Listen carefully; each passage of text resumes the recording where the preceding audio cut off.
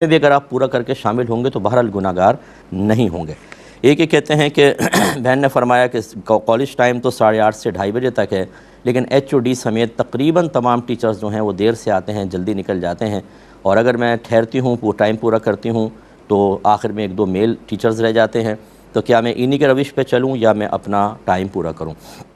دیکھیں بہن، یہ بات ہم پہلے بھی کہہ چکے ہیں، جب آپ کوئی سروس پرووائڈ کرتی ہیں کسی کو، اس کی اجرت لیتے ہیں، اس کو شرعی اصطلاح میں اجارہ کہتے ہیں، اور جو امپلائی ہوتا ہے اس کو عربک میں اجیر کہتے ہیں۔ یہ 2 طرح کے ہوتے ہیں، ایک اجیر خاص، ایک اجیر مشترک۔ اجیر مشترک تو وہ ہوتا ہے جو ایک ٹائم میں کئی لوگوں کا کام کر رہا ہوتا ہے، جیسے درزی ہوتے ہیں، پلمبر، الیکٹریشین وغیرہ، اور ایک ہوتا ہے اجیر خاص۔ اجیر خاص ہوتا ہے جو کسی خاص ادارے سے وابستہ ہو جاتا ہے اور اس کی خاص ٹائمنگ ہوتی ہے، جیسے اب آپ نے کالج کا آپ کا بتایا، آپ اجیر خاص ہیں،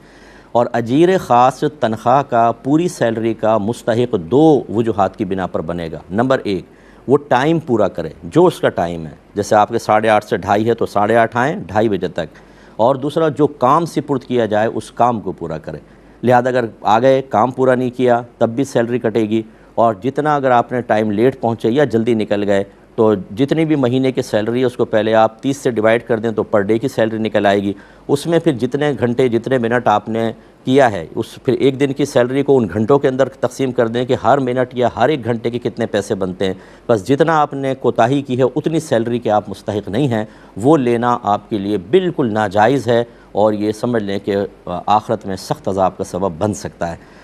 اور اگر فرض کر لیں کہ آپ وہاں پر آئے، کام کوئی نہیں ہے، جیسے امتحان کے دنوں میں بعض اوقات کالج میں کوئی ایکٹیویٹی نہیں ہوتی ہے، اسٹوڈنٹس بھی تیاریاں کر رہے ہوتے ہیں، اس میں بھی کم از کم ٹیچر جیسے کہا ہے کہ کلاس میں بیٹھیں تو کلاس میں بیٹھیں، یا اگر بالکل بھی کوئی کام نہیں ہے تو بہرحال اپنا ٹائم تو پورا کرنا ہی ہوگا۔ لہٰذا اگر آپ یہ چاہتی ہیں کہ یہ جب میدان محشر میں شرمندگی سے سر جھکائے کھڑے ہوں، خوف سے ان کے پاؤں کانپ رہے ہوں، اور خدا نہ خواستہ ان کے لیے اللہ تعالیٰ کی ناراضگی لازم ہو رہی ہو، آپ بھی اسی فہرست میں شامل ہوں تو جی بھر کے جو مرضی کریں، اور اس کو دلیل بنا لیں کہ سب کر رہے ہیں تو میں بھی کروں گی۔ اور اگر آپ یہ چاہتے ہیں کہ خدا نہ خواستہ، یہ تو ہماری خواہش نہیں ہونی چاہیے کہ ان کے ساتھ ایسا ہو،